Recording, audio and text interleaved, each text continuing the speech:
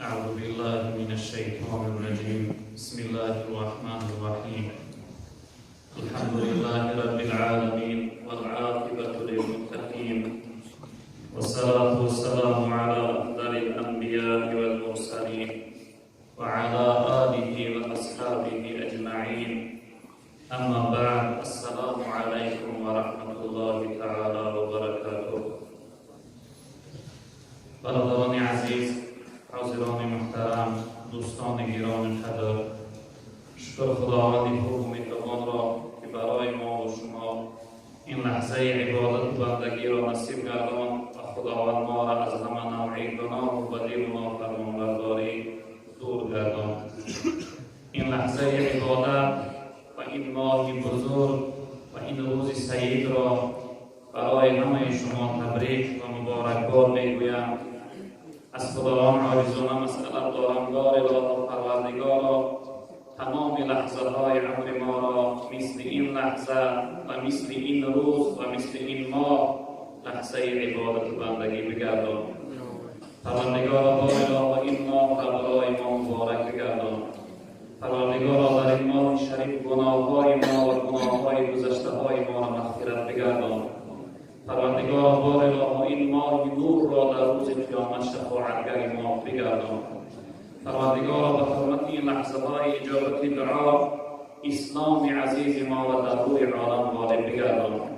پروردگار دشمن های اسلام را خوار و زبون و نیست و نابود بگردان. پروردگار حکم و قانون قرآن را در روی عالم حاکم بگردان. پروردگار خاتمه ما را به خیر بگردان. آمین یا رب العالمین. برادران عزیز، اکنون ما و شما در این ماه شریف، در این ماه بزرگ قرار داریم. امروز من میخواهم یک قصه در باب فضیلت و شرافت این ماه، برکت این ماه صحبت داشته باشم تا اینکه روزه‌داران بزرگوار بدانند که از این روزه گرفتگی چی خوبی و چی فایده های حاصل میکنند. البته این ماه جای وصفش دیگر نیست، چون که سراسر خیر و برکت است، سراسرش آشکار و معین است، اختیار است برای انسانی که بخواهد فضیلت و بزرگی این ماه بداند. پیغمبر بزرگوار صلی الله علیه و سلم در حدیث مبارکشون فرمودند که اعطیت امتی خمس خصال فی رمضان لم یعطها امت قبلهم. خداوند در ماه رمضان برای امتهای من 5 چیزی داده است که برای امتهای گذشته نداده. یعنی خداوند برای شخصیت امت اسلام و ما امت محمد مصطفی صلی الله علیه و سلم 5 خوبی داده است در رمضان که اینها را برای امتهای پیش نداده. اینها چی هستند برادران عزیز؟ پیامبر بزرگوار فرمودند خلوف فم الصائم اطیب عند الله من ریح المسک. یکم خوبیه که خداوند برای امت اسلام در این ماه داده است. پیغمبر بزرگوار گفتند بوی دهان روزه‌دار در نزد خداوند از بوی مشک خوشبوتر است. یعنی این یک تمثیل، یک مثال هست. امروز اکثر روزه‌دارها یعنی از بوی دهانی که یعنی به این شاکه ها و به این زبنای هایی که امروز برآمده نمیشوند، روزانه وقتی دهان آشفته میمونند کمی بو میکنند، روزه‌دارها کمی ناراحت میشوند. و خاطر که ناراحت نشوند، پیغمبر بزرگوار این بشارت برای روزه‌دارها داده است. اون بوی دهانی که در نظر خود یا در نظر دیگر شخصیت هایی که در نزد هستند بد می نماید، ناخوب می نماید، پیغمبر بزرگوار این بوی دهان تو در نزد خداوند از بوی مشک خوشبوتر است. این خیلی یعنی خبری خوشی است. و دیگر خوبی که خداوند در این ماه برای امت اسلام داده است، پیغمبر بزرگوار گفتند و تستغفر لهم الملائکه حتی یفطروا. خداوند جناب پیغمبر گفتند که ملائکه ها در حق شخصیت روزه‌دار طلب مغفرت میکنند، دعا میکنند تا وقتی افطار کرده بشه. یعنی تمام لحظه که انسان روزدار است، یعنی از ابتدای سحر وقت روزه نیت میکنه تا نماز شام تا وقت افطار کردنش، تمام ملائکه ها یعنی که در حق انسان روزدار دعا میکردن، از خداوند طلب مغفرت میکردن.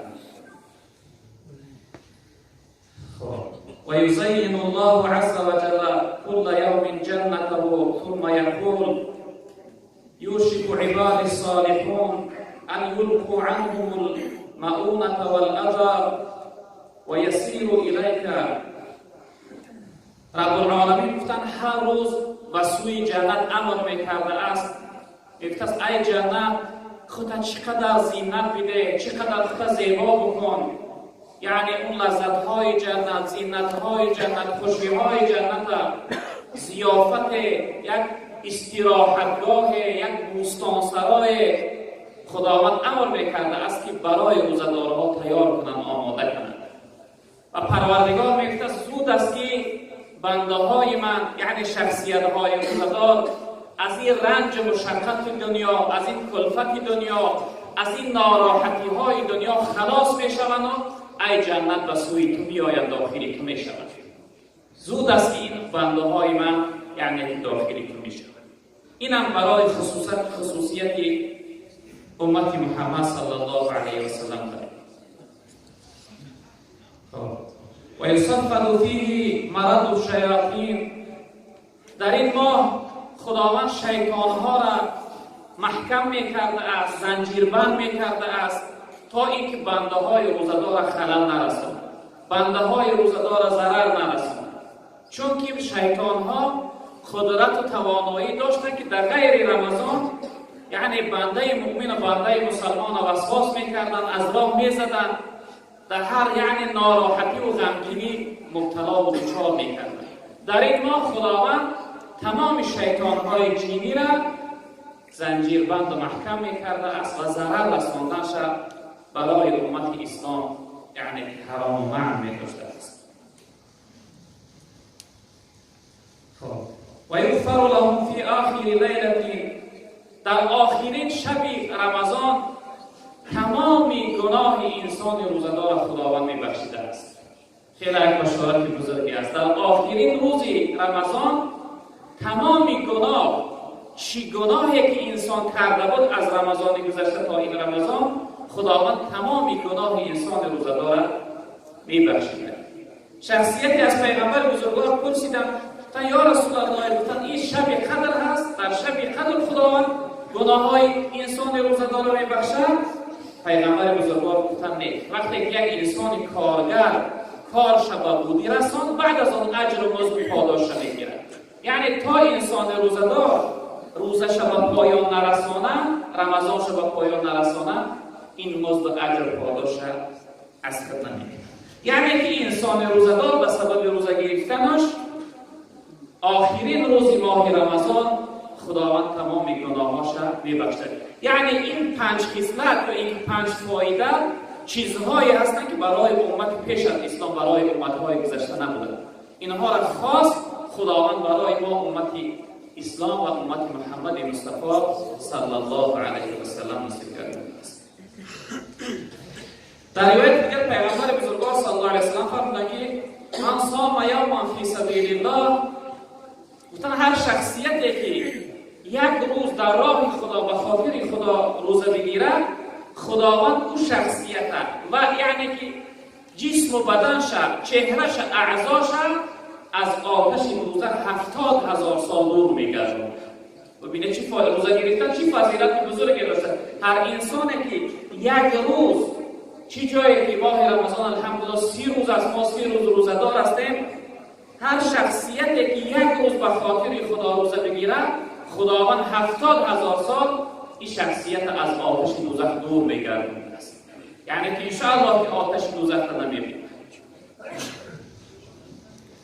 پیغمبر بزرگوار صلی الله علیه و سلم گفت که من حافظ علی ثلاث فهو ولی الله حقا.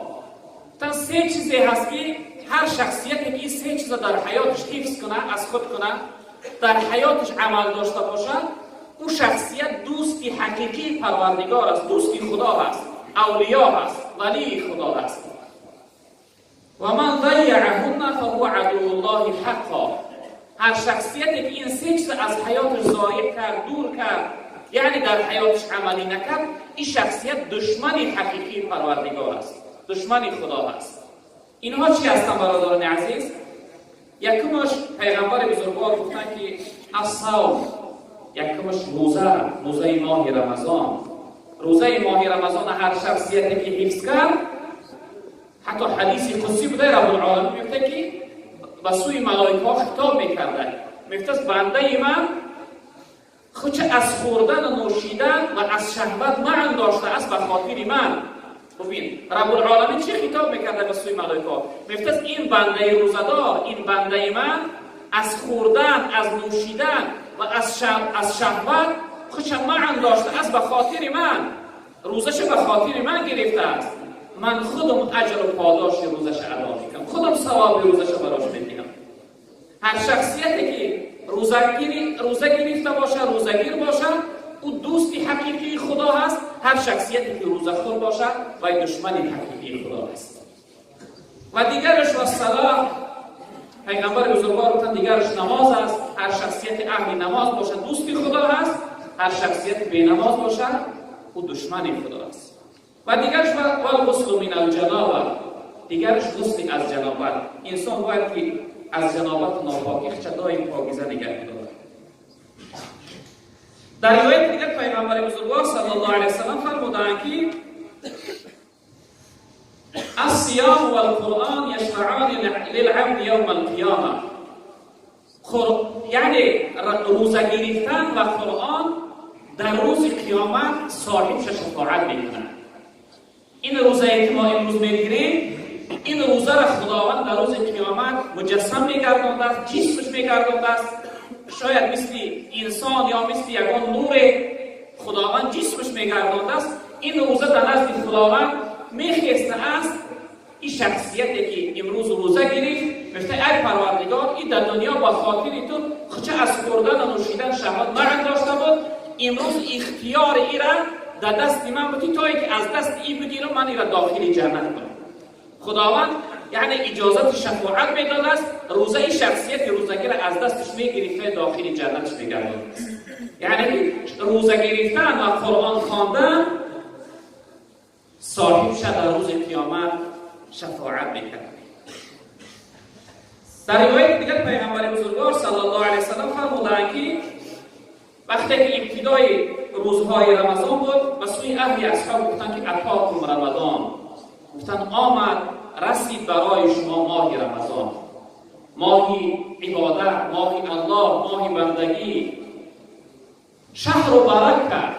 پیغمبر بزرگوار گفتن این ماهی برکت است. در این ماه برکت عبادت است، برکت یعنی محبت است، برکت فضیلت است که در این ماه یک رکعت نماز فرض ثواب 70 رکعت دارد.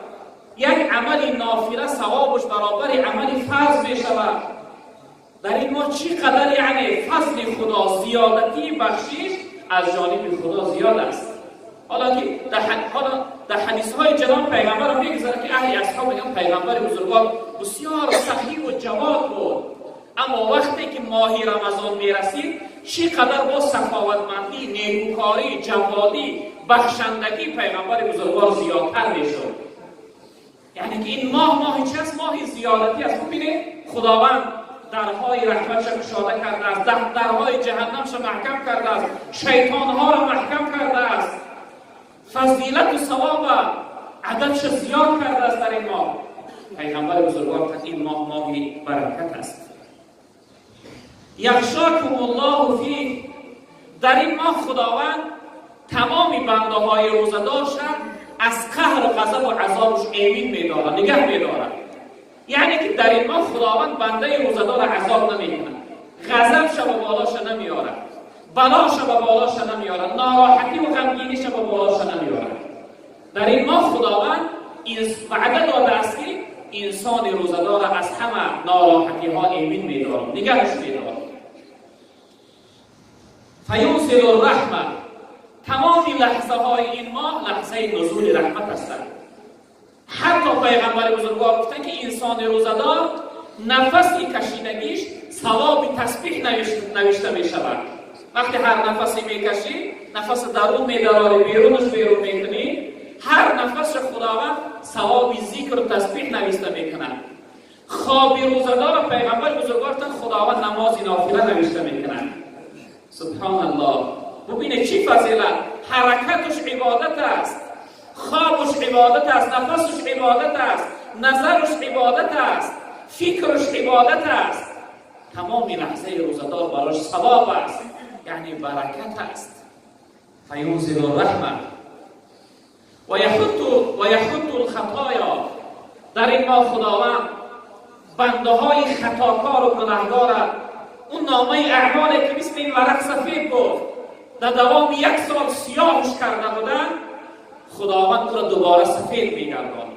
گناه و خطای بنده را یعنی از بندش میبخشه. حتی پیغمبر بزرگوار در روایت که خداوند هر روز وقتی افطار کردن هزارها گناهگارهایی که باید دوزخ میرفتند عذاب میشدند، هزارها گناهگارها را از آتش دوزخ خلاص میکنند، نجات میدهند. الحمدلله. چه بشارتی بزرگی که خداوند در دوام این ماه بنده های روزدارش را از گناه و خطا پاکیزه میگرداند. و یستجیب فیه دعا. در این ماه خداوند دعاهای شما را قبول میکنه، خصوصا وقتی افطار کردن وقتی اجابت دعا است. برادر پیش از این که افطار میکنه و وقتی افطار رسید، یعنی که وقتی اذان شام گفتن، ابتدا دست ما بردار. هر مشکلی داری، هر حاجتی داری، هر کمبودی داری، اون قرضی داری که دولت آمده است، اون نشیدن کار و باری که دولت آمده است، یا اینکه این مصیبتی که در دینداری آمده است امروز چقدر مصیبت و داغی سخت در بالای مسلمان ها هست. دعا که از تحت دل حق ایمانداری توجه بیار، از تحت دل دعا تا اینکه این مصیبت از بالای دین عزیز ما دور بگرداند. برای چی فقط غم خطر، غم جسم و بدن تا غم زندگی تا میخورید، یک بار غم دینداری تا نمیخورید. غم دین خور که غم دین است، همه غم ها فروتر از این است. غم دنیا مخور که بیهوده است، هیچ کس در این جهان نیاسوده. فقط غم دنیا و غم خوردن و غم زندگی، غم دینداری تا بخور. پیغمبر بزرگوار دعا میکردن که اللهم لا تجعل مصیبتنا فی دیننا. پروردگارا مصیبت و داغ ما را در دینداری ما نیار. برای چون یک بار غم دینداری را نمیخورید؟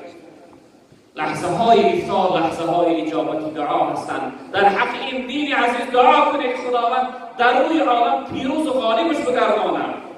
قامت این فرعون و فرعونی های دور زمان خداوند بشکنه و نابود بگرداند. دعا کنید. امروز از دست نمیاد که بعد از یک خدمت در کنید. حدی اقل دعا داشته باش، حدی اقل در حق دینداری، در حق اسلام عزیز. والله قسم حیف است، عیب است برای ما، برای مسلمان ها که امروز چقدر دین اسلام خوار شده است، چقدر بی ارزش و بی قدر شده است. از روی چی؟ از روی بی غیرتی ما، از روی سستی و تنبلی ما مسلمان ها. ما فقط مسلمان زبانی شدگی هستیم. در حق دینداری دعا کنیم. حق ایمانداری ما هست، باید در حق دینداری ما دعا کنیم. ینظر الله الی تنافسکم فیه. برادران عزیز بزرگوار، این لحظه خیلی لحظه حساس است، خیلی لحظه تأثیر بخشنده برای انسان است. پروردگار الله رب العالمین از بالای عرشش لحظه حرکت و عبادت تو ای روزدار تماشا میکرده است. سبحان الله، سبحان الله. الله رب العالمین به همون عظمت و جلال و بزرگیش این گردنی تو را، این رنگ و روی پریده‌ای که از گرسنگی رنگ رو سفید شدن، لبها خوش شده اند، این لحظه ای که خداوند از بالای عرش تماشا دارد. این گردنی که امروز عبادت آمده، گردنی که انتظاری داری، چقدر به حرکت شده از روی گرسنگی، این لحظه ای که الله رب العالمین تماشا دارد. شب در قیام تراویح میای، بعد از کار خسته هستی، شب پرستی، اون لحظه ای که الله رب العالمین تماشا میکنه. لحظه تلاوت قرآن که تماشا میکنن، لحظه ذکر که، لحظه دعای که، لحظه توبه و استغفار که الله رب العالمین از بالای عرش ای شخصیت روزدار تماشا میکنه. و یباهی بکم ملائکه. با این عبادت، با این روزداری، با این رنگ روی پریده، با این لبهای خشک شده تو، خداوند در بین ملائکه ها افتخار میکرده است، مباهات میکرده است، شما را به رخ ملائکه ها میکشانده است. گفته ای ملائکه ببینید این بنده های من به خاطر من روزه گرفتگی هستند. لبی خشک اینها، چهره رنگ روی سفید شده و پریده اینها از روی گرسنگی است، گرسنگی را به خاطر من کشیده ایستاده. در بین ملائکه ها خداوند چقدر خوشحالی میکرده است. خوشا به حالت ای روزدار که الله رب العالمین به آرزو و مقصدش رسانی.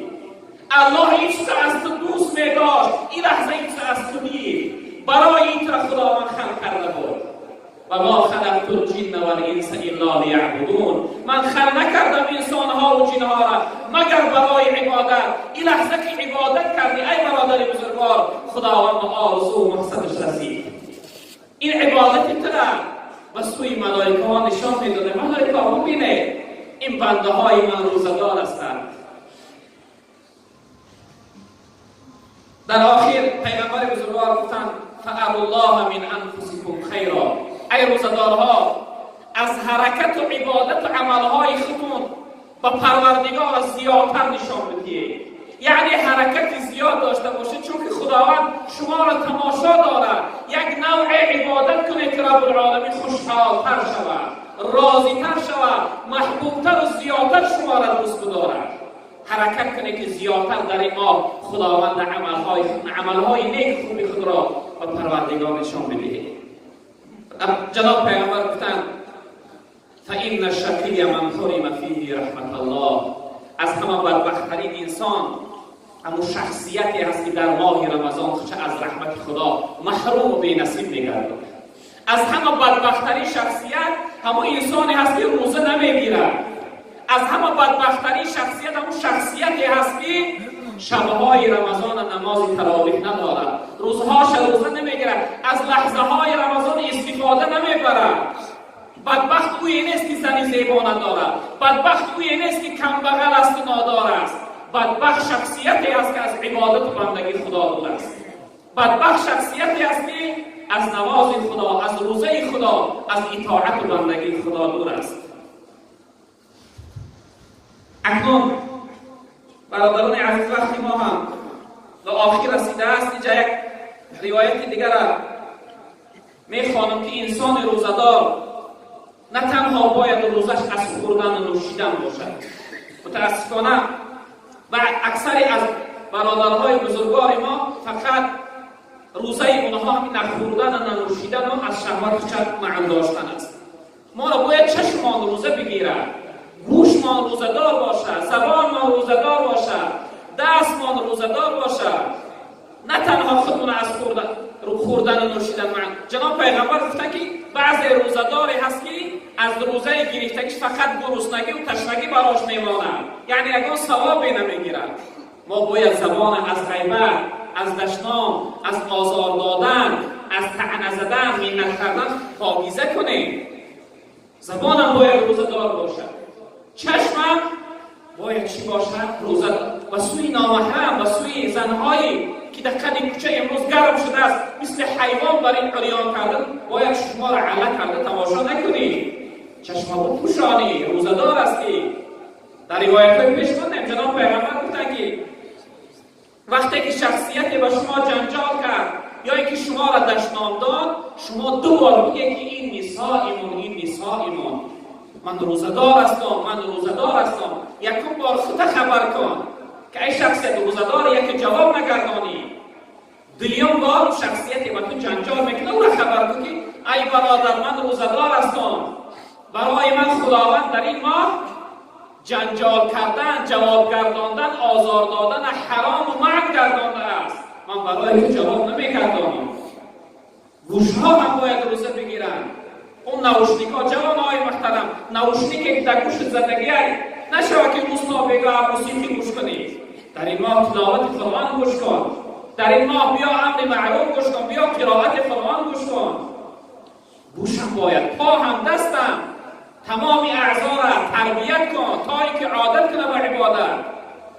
دوست اوستای خدا میفرماید که ماه رمضان یک مدرسه هست که انسان از 3 چیز تعلیم میدهد. ماه رمضان برای روزدار 3 چیز تعلیم میدهد. یکمش پرهیزکاری را. ببینید در دوام روزها روزه میگیری، نمیخوری، نمینوشی، از شهوت خود نگه میداری. و چی خاطر؟ خدا معن داشته است. این چیزا باید نه تنها در ماه رمضان، باید در دوام حیات از تمام چیزهایی که خدا معن داشته است باید خود نگه بداری، معن بداری، نه تنها در ماه رمضان. دویم درس رمضان برای ما این است: عبادت زیاد کردن، عبادت دوامدار کردن. این دنیا داری عمل و داری توشه جمع کردن است. این دنیا جایی است ما باید آخرت ما آباد کنیم. در این دنیا باید حرکت و عبادت زیادتر داشته باشیم. و سیومش یعنی بذل و بخشش، جوانمردی، همت بلندی، با غیرت بودن، دستگیری کردن، دیرسوز بودن، کمبغل‌ها و انسان‌های نادار در این ماه یاردم کردن. پیغمبر بزرگوار دارنده ها را گفتن که در ماه رمضان شما زکات‌هاتون ادا کنید. اگر یک سوم در غیر رمضان 1 ثواب داشته باشد، در رمضان 700 ثواب دارد. 1 سوم زکات شما در رمضان ثوابش چقدر زیاد؟ پیغمبر بزرگوار گفتن در ماه رمضان زکات‌هاتون به خاطر ثواب زیاد شدن، به خاطر اون کمبغل یک چیز در افطارش پیدا کردن و خوردنش. سیومش یعنی به غیرت و همت بلند بودن. جناب پیغمبر گفتن که من لم یدع قول الزور والعمل به فلیس لله حاجة فی ان یدع طعامه و شرابه. هر شخصیتی که از گفتاری بد، از کارهای بد معن ندارد، خداوند از او یکون حاجتی ندارد که او خچه از خوردن و نوشیدن شهوت معن بدارد. یعنی که این روزه گرفتن این در درگاه خداوند یکون ارزش قدری ندارد. خداوند این روزه را قبول ندارد. و به خاطر اگر بخواهی که خداوند روزه را قبول کنند و روزه مقبول درگاه باشد، حرکت که برادری از که زبان تا، چشم تا، گوش تا، حتی فکر و نیت، حتی درون دل تا، در این ماه در درون دل محبت خدا، محبت پیغمبر، محبت عبادت، محبت نماز که بهترین عبادت است، این محبت ها را جا کن تا اینکه دوام حیات، دوام سال تا سال رمضانی آیان این جسم و بدن به اینها عادت داشته باشه، ایست داشته باشه. نماز دیدی الرژیت نگیرد، از قرآن خواندن ناراحت نشه، از مسجد آمدن دور نشه. خاطر محبت در کاره. وقتی انسان عشق و محبت خدا در دلش باشد، عبادت براش دشوار نمی نماید، عاشق عبادت می شود. اما وقتی عشق خدا نداری، 5000 سومه را میبیند دلش گم بزنه، چشماش روشن بشن، اما نماز میگن هم ناراحتی بشود که گویا یک سی وزبین دگر. و چی خاطر؟ به خاطر امروز محبت پول در دل انسان جا شده است.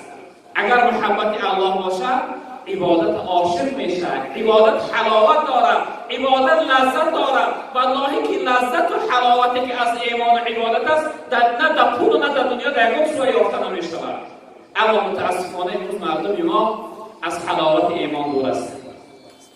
خداوند بزرگوار جمعیت ما را بخت سعادت دنیا و آخرت نصیب فرما. در کسب کار حلال این جمعیت برکت و عطا فرما. پروردگار عبادت‌های پرس کمبودی ما را به درگاه بی نیاز قبول بگردان. پروردگار گذشتگی‌های ما را رحمت و مغفرت بگردان. پروردگار بار الهی این جمعیت در دلها هر امید و آرزو مراد و مقصد داشته باشند و مراد و مقصد برسان. پروردگار مشکلی های دینی و دنیای ما را آسان بگردان. اسلام عزیز ما را در روی عالم غالب بگردان. پروردگار دشمن های اسلام خار و زبون نیست نابود بگردان. پروردگار حکم و قانون قرآن را در روی عالم حاکم بگردان. یک دادر عزیز ما بیمار هستند، دعا کنید پروردگار این دادر عزیز ما را برای شفای عاجل کامل نصیب بفرما. یک مادر مرحومه از دنیا گذشتگی هستند، پروردگار این مادر غریق رحمت شایسته جنت بگردان. قبر شپر نور و ششا جاش جنت بگردان. پروردگار قبر شباب از باغ‌های جنت بگردان. یک برادر طلب فرزند دعا کنید پروردگار برای دادر عزیز ما و برای تمام بی فرزندای ما فرزندی صالح عطا بفرما. یک برادر برای کار دعا کنید در کسب کارش برکت ها عطا بفرما. پروردگار در کسب کار تمام این جمعیت برکت ها عطا بفرما. برادرها در سفر بودن، پروردگار سفرشون به خیر بگردان. یک برادر عزیز که سر سود داشتن دعا کنید پروردگار این برادری عزیز ما را آزاد شدن هم در دنیا هم در آخرت نصیبش بگردان. پروردگار تمام محبوس های ما را آزادی را نصیب بفرما. و صلی الله تعالی علی خیر خلقه مولانا محمد و آله و اصحابه اجمعین برحمتک یا ارحم الراحمین.